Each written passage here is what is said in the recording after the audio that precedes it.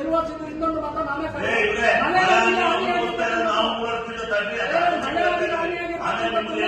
ಒಂದು ಮನೆಯಲ್ಲಿ 3 ಹಸುಗಳು ತೀರೋಯ್ತು ಹೆಂಗ್ ಜೀವನ ಮಾಡಬೇಕು? ಅದ್ರ ಬಗ್ಗೆ ಕಾಳಜಿ ಇಲ್ವಾ ನಿಮ್ಗೆ? ಅದ್ರ ಬಗ್ಗೆ ನಾವು ಪ್ರಸ್ತಾಪ ಮಾಡಬಾರ್ದಾ? ಮತ್ತೆ ನೀವು ಅದನ್ನ ಏನಾದ್ರು ಮಾಡ್ಕೊಳ್ರಿ. ಫಸ್ಟ್ ರೈತರಿಗಾಗಿರೋ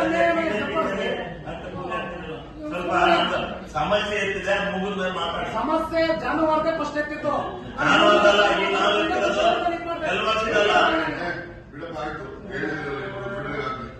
ಈಗ